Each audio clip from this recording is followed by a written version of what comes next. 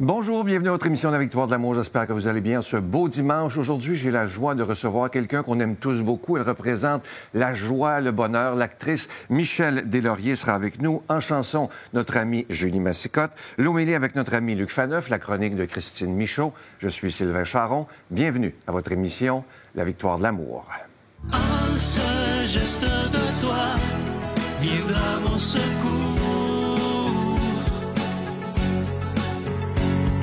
Viens semer dans mon âme le grain de l'amour.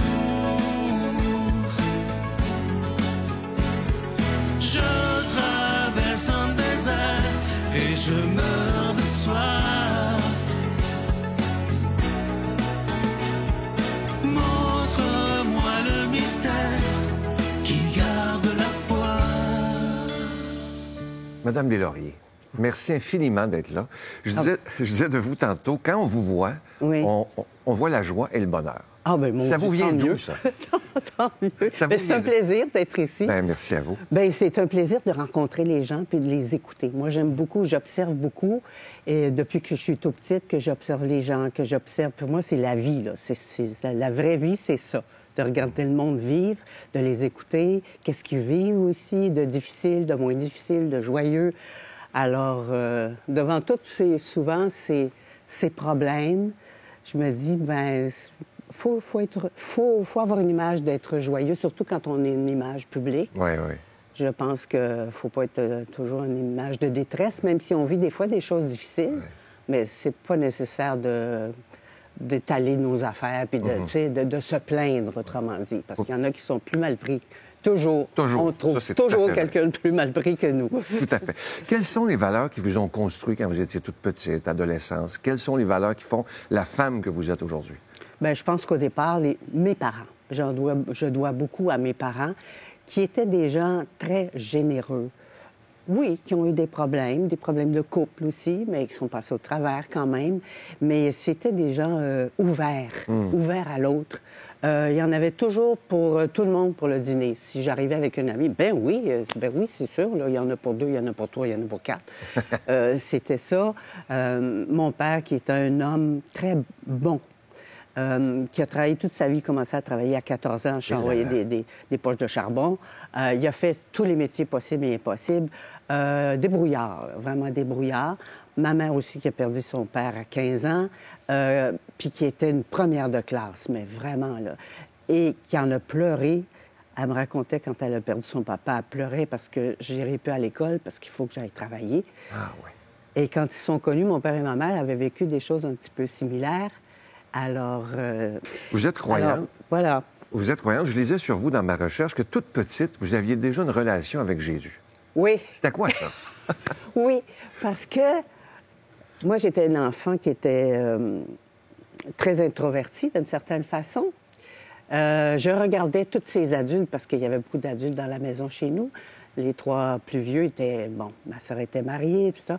Alors, j'avais une amie très proche, Camille.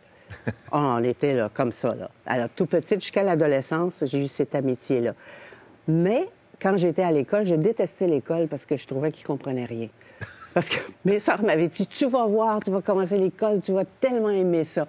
Alors, j'ai une photo avant de commencer l'école, il y a un parapluie, puis je vais aller à l'école, puis tout.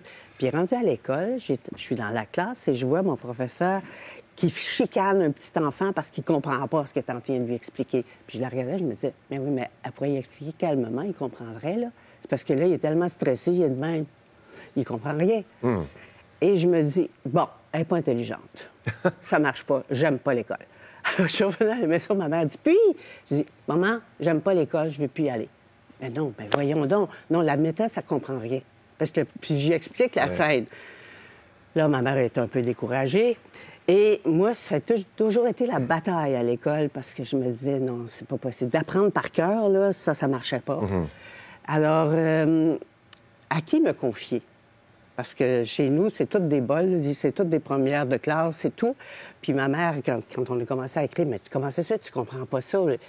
Non, je sais pas, je comprends pas parce qu'on me l'explique pas bien. En tout cas, bref. Alors, j'allais à l'église, quand il y avait personne, je rentrais, Puis là, c'était à l'école, c'est à l'église Saint-Christophe, à Pontvillot. Puis il y avait la grande croix avec le Christ dessus, comme ça. Fait que je le regarde, puis moi, j'étais très croyante. Puis je le regarde, puis je dis, garde, OK, on va se parler. Puis moi, je vais t'appeler le grand Christ. Parce que t'es grand, puis t'es le Christ. Fait que moi, je m'adresse à toi directement, puis je vais te raconter mes affaires. Et là, j'avais vu un film où le petit... Comment ça s'appelait, non? En tout cas, c'est un petit garçon qui voyait le bon Dieu, puis qui parlait. Fait que j'imaginais qu'il me parlait aussi comme ça. Je le regardais, puis là, je racontais. La maîtresse n'est pas fine, elle ne comprend pas. Puis j'ai beaucoup dans mes dictées des fautes, puis on reçoit des coups de règle, puis tout. Puis j'aime pas ça. Puis il me disait, mais mon enfant... Puis là, il me parlait. Je l'écoutais. Puis je disais, OK. Je vais revenir te voir demain. Puis là, je parlais. Ah, oui. Alors, j'allais souvent le voir pour y raconter mes problèmes. Puis si dans les confessions, si le curé m'avait chicané parce que je ne savais pas ce qu'il allait me... Tu sais, la prière d'après. Alors, j'allais le voir, j'ai dit, OK, je ne la connais pas, la prière en latin, mais regarde, toi, tu sais que c'est pas grave, ça? Fait que je vais m'arranger avec toi maintenant. Je vais lui dire ce qu'il veut, puis moi, je m'arrange directement avec toi. Fait que vous avez toujours une foi simple, finalement. Oui, c'était simple, mais il y a des affaires que je me disais, ça n'a pas de bon sens. Des fois, quand on nous expliquait des choses, tu sais, l'enfer, puis tout, je me disais, mais oui, mais c'est parce que les gens ont des problèmes. Ben oui. On pense la même chose là-dessus. À un moment donné, non, ça ne marchait pas avec moi, ça. Mais avec qui discuter de ça? Oui, exactement. C'était pas possible. À l'époque, en plus. Oui, oui. Mais en 8e année, là, est arrivé un professeur extraordinaire qui nous a dit, bon, là, c'est fini le par cœur, on va vous expliquer quand vous ne comprenez pas. Alors, à un moment donné, des verbes que je ne comprenais pas, elle dit, toi, là, tu comprends rien, hein, là-dedans. J'ai dit, non, je comprends rien. Bon, va au tableau. Tableau, puis elle dit, toutes les autres riaient. Non, riez pas, c'est toute la même chose, vous ne comprenez pas non plus, mais vous ne le dites pas. Alors, elle nous a tout expliqué. Elle dit, maintenant, ça va être comme ça. Dans ma tête, là, c'était Alléluia, Alléluia, Alléluia. Vraiment, là, j'ai eu cette musique-là dans la tête. Je fais merveilleux, j'aime l'école. Bon. Je suis arrivée à la maison. Je dis, maman, j'aime ça l'école. La maîtresse est tellement extraordinaire. Elle s'appelait Carmen Tremblay. Hey, mon Dieu, vous a marqué, hein? Sa sœur Marie Tremblay en 6e année, qui était extraordinaire aussi, mais rendue en 8e, c'est encore plus explosif. Alors, à partir de ça, j'arrivais presque première, 2e, souvent, 3e. Oh mon Dieu! Sauf la petite pain chaud qui arrivait toujours première parce qu'elle était meilleure que moi passant. Je t'ai eu encore, c'est moi qui est arrivée première. Mais c'était joyeux. Des décennies plus tard, comment vous vivez votre spiritualité au quotidien maintenant? Êtes-vous dans la gratitude de la vie que vous avez, premièrement? Tout le temps. Ça, oui. Ça, oui. Mais je m'entretiens physiquement. J'essaie de... Aide-toi et le ciel t'aidera. Ma mère, elle disait souvent ça. Puis je me disais, mon Dieu, que c'est vrai. Ma mère avait des maximes comme ça qu'elle nous répétait. Parce qu'elle l'avait eu à la dure sur plein de choses, mais elle était toujours joyeuse. Mais elle avait un fond de détresse aussi, dont elle ne parlait pas. Elle a fait une dépression à un moment donné. Ça, on le sentait, mais les deux sœurs plus jeunes, ma sœur Monique et moi, tu sais, on sentait ça, mais on y allait pareil. On voulait être joyeuse pareil dans la maison. Mais... Alors, moi, c'est ça que j'ai gardé de « Aide-toi et le ciel t'aidera ». Quand je suis malade, chez nous, c'est la blague. Je veux jamais aller voir le docteur. Non, je vais m'arranger. Je sais ce que j'ai. Je me connais. Je connais mon corps. Voilà.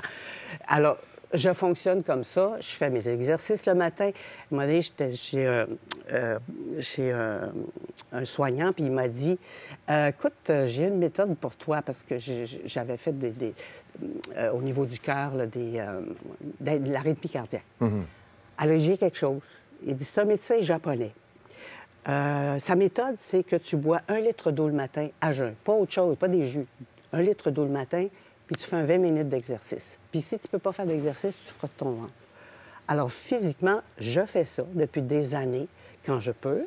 Je saute 2-3 jours, c'est pas grave, là, mais je fais ça. Alors, je me dis, je m'entraîne physiquement, puis j'essaie d'entraîner ma tête aussi et d'apprécier la vie. Chaque matin, je me réveille, puis je dis, bon, j'ai mal où ce matin? Ah, j'ai mal nulle part. Yes, c'est bon. OK, on va se lever, puis on va faire ce qu'on a à faire. Puis, je crois en la vie, je crois en ce qu'on a autour de nous et la planète, et je trouve dommage qu'on n'en prenne pas soin assez, parce que ça, c'est très important. On est une petite planète dans un univers tellement vaste qu'on n'a pas encore tout découvert. Il faudrait prendre soin de nous. Oui, tout à Il fait. faudrait que chaque personne prenne soin de soi et prenne soin de l'autre. Quand on a assez pour soi, bien, on peut aller vers l'autre, c'est sûr. Vous trouvez qu'on est trop individualiste présentement dans notre société? Oui, je trouve qu'on fait pitié, là. Que beaucoup de ce côté-là, de prendre soin de l'autre. Si on a assez, on a assez. On peut donner. On peut donner. Il y a des gens qui vont à l'extrême là-dedans. Non, il faut s'occuper de soi. Hein? Oui, exactement, oui. Comme je disais toujours à mes enfants, c'est comme les docteurs. Si le docteur est malade, ça marche pas bien. Exactement. Alors, quand on est parent, il faut se dire que c'est nous le docteur de la famille. Il faut qu'on prenne soin de nous. Comme ils disent dans les avions, prenez soin de vous. Prenez votre masque avant de prendre le masque de l'enfant, puis après, on peut soigner l'enfant parce qu'on est bien pour s'occuper de l'autre. Question délicate. Comment vous voyez, quel est votre regard sur le temps qui passe, le vieillissement? Comment vous le vivez, ça? Il y a des gens qui le vivent bien, il y a des gens qui le vivent mal. Vous le vivez comment? Moi, je le vis très bien. Oui. Moi, je suis prête à mourir. Ah oui? Je dis toujours Ça, ça, c'est à mes rare. filles. Je dis toujours ça à mes filles. Tu dis, maman, non, arrête de dire ça. J'ai dit, ben, là, regarde, c'est pas grave, là. On a vécu plein de choses. Moi, j'ai vécu plein d'affaires, là. Et puis, quand j'étais petite, mes premières peurs, c'était, j'espère que je vais pas mourir, que je vais pouvoir connaître c'est quoi l'amour avec quelqu'un d'autre. Tu sais, avoir de la tendresse, savoir. J'espère que ça, je vais vivre ça, une jeunesse comme ça. Et je trouve ça triste quand les enfants sont trop malades, puis bon. Et je me disais... Puis plus j'avançais en âge, je me disais, bon, OK, ça, je l'ai vécu, c'est le fun. J'ai pu vivre ça, merci la vie. Et ça avançait, 30, 40. Tu vis des épreuves, tout ça, mais je fais, c'est pas grave, j'ai encore la vie. Fait que des fois, c'était, tu sais, on était sur le bord du précipice, mais je me disais, non, faut pas que tu ailles là. Faut pas que tu ailles là parce que tu as d'autres vies à vivre. Apprécie. Oui, c'est dur, c'est rough, mais c'est pas grave, tu vas revenir au milieu, là. Ouais. Tu sais, l'équilibre. C'est beau ce que vous dites. L'équilibre de vie, hein? Il y a le bon côté, on a bien du plaisir, puis il y a l'autre, là, la fausse, là. Ouais. Le fond du baril, là. Bon. Alors, on peut aller dans le baril, on peut aller jusqu'au fond, mais fais pas un trou dans le baril. Tu sais, relève-toi parce que tu vas sentir l'eau remonter, te ramener au milieu et puis tu vas continuer. Puis c'est pas vrai que la vie, c'est une belle grande plaine à un moment donné que tu vas atteindre puis tu vas être bien pour tout le reste de tes jours. Ça n'arrive pas. Non. La vie, c'est des problèmes qu'on surmonte et puis après, on peut avoir des petites plaines. Mais il y a des montagnes au loin qu'on va devoir gravir. Puis je disais ça à ma fille. Elle dit, maman, je dis ça à mes élèves maintenant. C'est très beau ce que vous dites, hein? Ma fille est psychoéducatrice, puis elle s'occupe de tous les cas difficiles. Une école pour adultes, là. Il y a des enfants qui retournent à l'école là, pour finir leur secondaire, puis tout ça. Je vous aurais interviewé pendant des heures. Vous apportez beaucoup de joie, ça, je veux vous le dire. Et je vous souhaite une très longue vie. En santé ben, comme vous l'êtes. C'est pas mal ça, maintenant. Fait que moi, quand je vais disparaître, je vais passer au travers de la faille, comme je dis toujours. Je vais passer de l'autre côté de la faille. Je sais que je m'en vais vers autre chose. De mieux. Puis je vais dire bye-bye à mon corps. Merci beaucoup de m'avoir accueilli. Ouais. Parce que c'est ça, on a Exactement. un corps, on se fait accueillir. Puis quand je vais aller de l'autre côté, bien, ça va être merveilleux aussi. Exactement. Ça va être autre chose. Je vous offre une très, très belle chanson qui a été popularisée par Gérard Lenormand. Écoutez bien les paroles. Elle est faite aujourd'hui par Julie Massicotte. Le titre, « Je n'ai jamais rencontré Dieu ».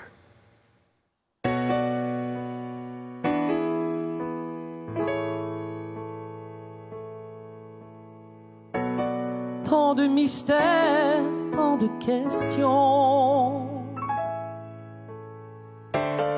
auxquelles personne ne répond. J'ai envie d'une autre vie. Pourtant mon chien me dit bonjour. Et le bonheur me tourne autour. Mais j'ai envie d'une autre vie. J'ai vu le soleil briller sur la Californie. Je n'étais pas loin du paradis. J'ai vu les pays et les gens les plus merveilleux.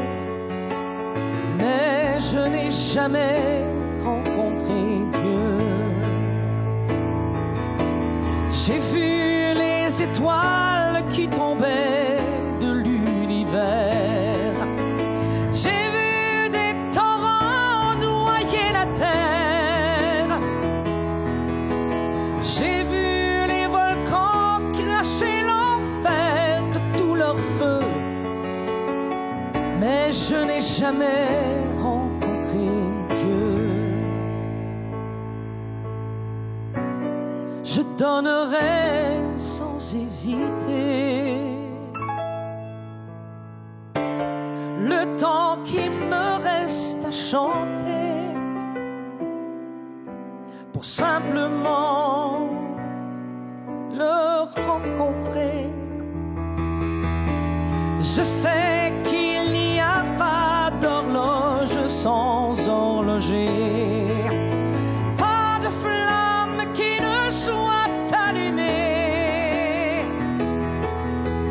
Je connais l'amour, je sais qu'il n'y a rien de mieux, mais je n'ai jamais rencontré Dieu.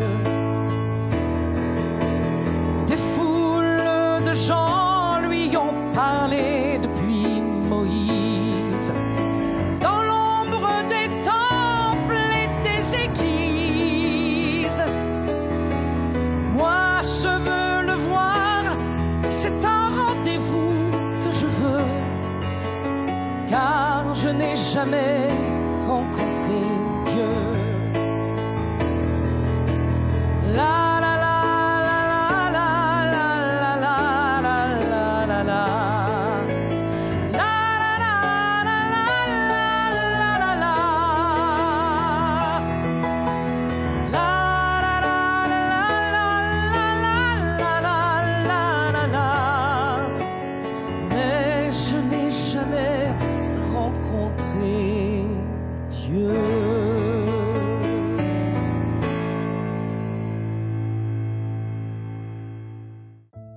Notre Père qui es aux cieux, que ton nom soit sanctifié, que ton règne vienne, que ta volonté soit faite sur la terre comme au ciel. Donne-nous aujourd'hui notre pain de ce jour. Pardonne-nous nos offenses, comme nous pardonnons aussi à ceux qui nous ont offensés. Et ne nous laisse pas entrer en tentation, mais délivre-nous du mal, car c'est à toi qu'appartiennent le règne, la puissance et la gloire pour les siècles des siècles. Amen. Je continuerai à croire, même si tout le monde perd espoir. Je continuerai à aimer, même si les autres parlent de haine. Je continuerai à construire, même si les autres détruisent. Je continuerai à parler de paix, même au milieu d'une guerre. Je dessinerai des sourires sur des visages en larmes et je tendrai les bras à ceux qui se sentent épuisés. Oui, je continuerai à croire. Comme je vous en parle depuis le début du mois de juin, voici ce magnifique pendentif qui est en acier inoxydable, donc ça ne ternira pas, du cœur immaculé de Marie. Il s'est orné de beaux petits zircons et la chaîne est incluse. Je vous rappelle que ce bijou, il est déjà béni et évidemment, c'est avec un don de 25 $. Et si vous en voulez deux parce que ça se donne vraiment bien en cadeau, c'est avec un don de 40 $. Je vous rappelle aussi que toutes sortes d'autres cadeaux que vous pouvez choisir sur notre site Internet dans la section cadeaux en haut à droite et vous pourrez choisir ce que vous voulez, évidemment. Je veux prendre le temps aujourd'hui de vous remercier de tout mon cœur de ce que vous faites pour la victoire de l'amour. Merci, comme je le dis souvent, d'investir dans votre foi. Merci d'être des protecteurs de la foi, parce qu'on sait maintenant qu'il y a tellement de gens qui ne croient plus, qui trouvent ça un peu niaiseux, la foi, etc. Mais moi, je pense qu'il faut se donner la main et se serrer les coudes et de dire, nous allons continuer, coûte que coûte, d'annoncer ce Jésus qui est le Prince de la paix. Alors, merci de ce que vous faites. Et comme je vous dis souvent, je suis dans la plus grande des gratitudes pour cette émission qui est là depuis plus de 30 ans. Voici comment vous procurer les cadeaux. Par la poste, à la Victoire de l'amour, casier postal 120, succursale Boucherville à Boucherville, le J4B 5E6. Ou par téléphone, par carte de crédit, du lundi au jeudi, de 8h à 17h, au 514-523-4433, ou à notre numéro sans frais, le 1-888-811-9291. Également sur notre site Internet, le www.lavictoiredelamour.org. Avec votre don, vous recevrez aussi un reçu pour fin d'impôt. Merci de donner des mains à la Providence. Merci d'investir dans votre foi. Mon Dieu, donnez-moi la sérénité d'accepter les choses que je ne peux changer, le courage de changer les choses que je peux et la sagesse d'en connaître la différence. Amen.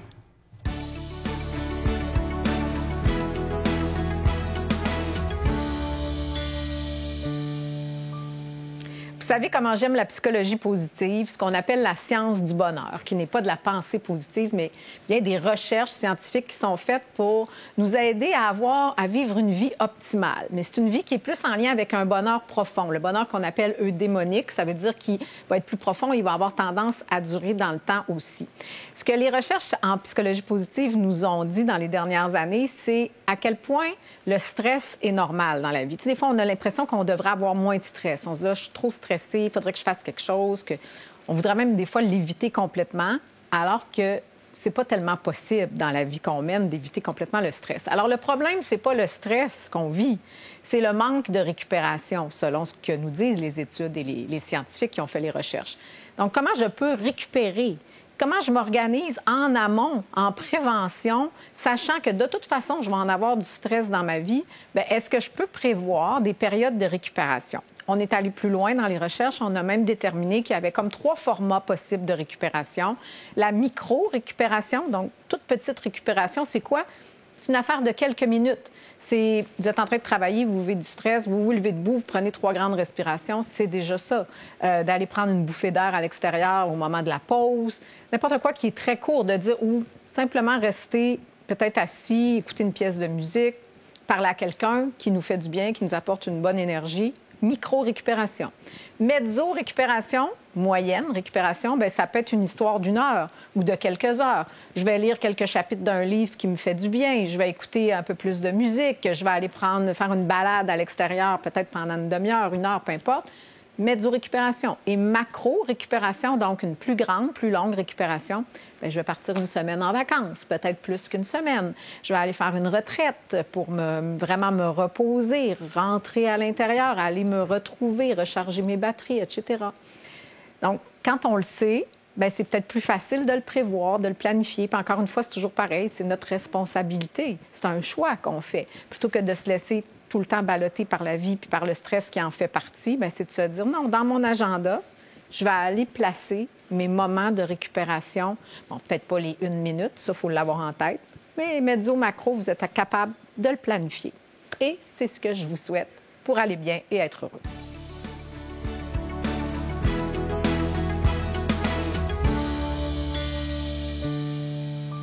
Bon dimanche à chacun et chacune d'entre vous. Très heureux de vous retrouver pour cette méditation de la parole de Dieu qui, toujours, est nourrissante, elle est belle, elle est lumineuse. Donc aujourd'hui, vous savez, on a plusieurs besoins à combler. On a des faims, on a des soifs. C'est ça l'être humain.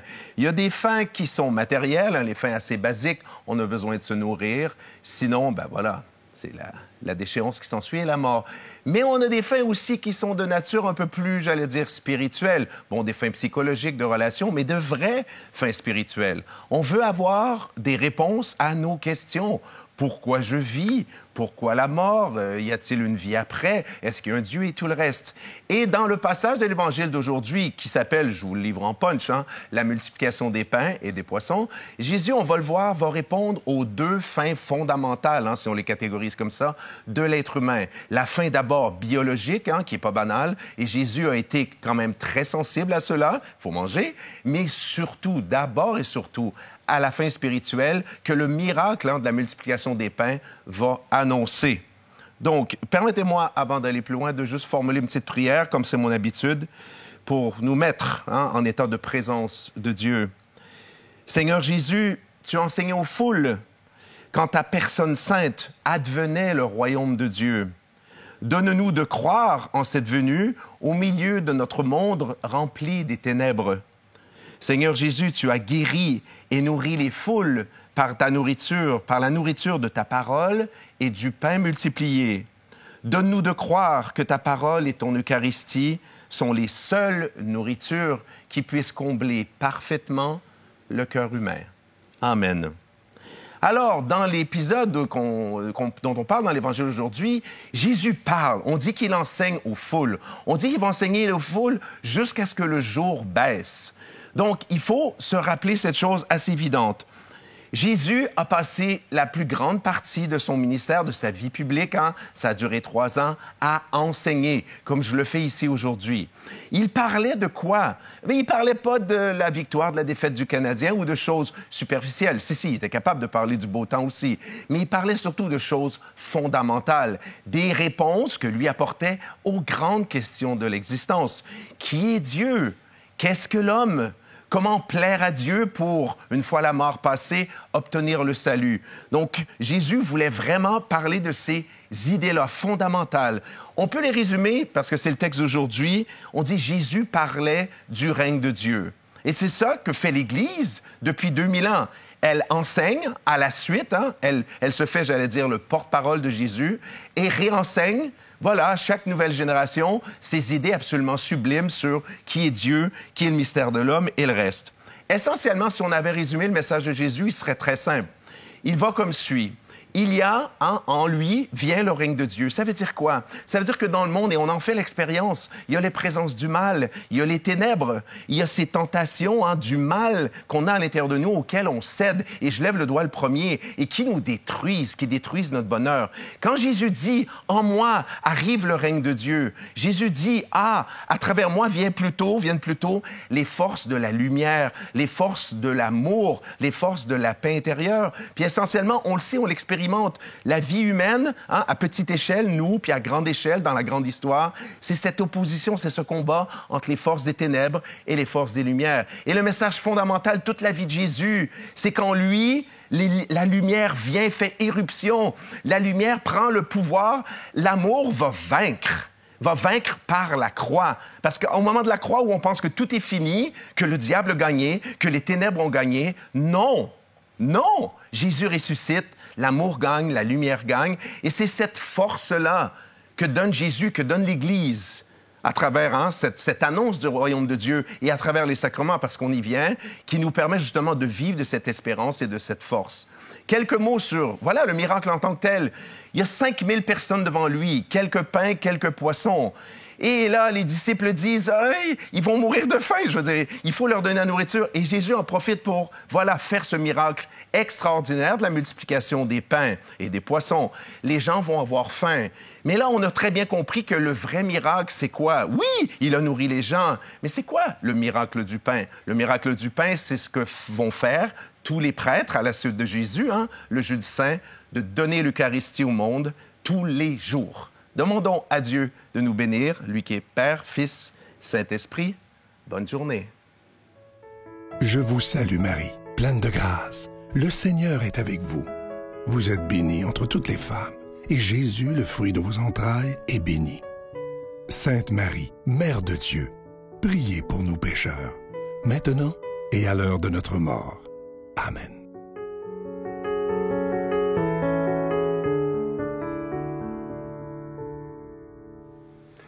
J'espère que cette émission vous a plu. Moi, ça m'a tellement plu de recevoir Mme Michel Deslauriers. La semaine prochaine, ne manquez pas ça, je reçois avec beaucoup de joie Geneviève Evrel, on l'appelle Miss Sushi, qui a vécu des épreuves épouvantables, mais qui s'en est très, très bien sortie. Je vous souhaite la plus belle des journées. Soyons dans la gratitude et moi, je vous attends, comme toujours, demain matin. Bye bye. Fait qu'en suivi de grossesse, j'ai dit à mon médecin, j'ai l'impression que je suis un petit boss, mais tu sais, c'est ça, c'est rien. Tu sais, moi, je m'étais diagnostiqué que c'était rien. On est comme, souvent comme ça. Oh, c'est rien, tu sais. Puis finalement, dans son regard, tu sais, dès qu'elle a touché la masse, qui finalement était une masse et non pas un kiss ou quoi que ce soit, je savais que ça allait pas, là. Fait que, biopsie, échographie du sein, et là, on se rend compte que c'est un cancer agressif. Fait que c'est comme, va falloir sortir ton bébé de là rapidement pour commencer la chimio. Dieu te bénit et te garde. Il rayonne sur toi. Il t'accorde sa grâce. Ton Dieu se tourne vers toi.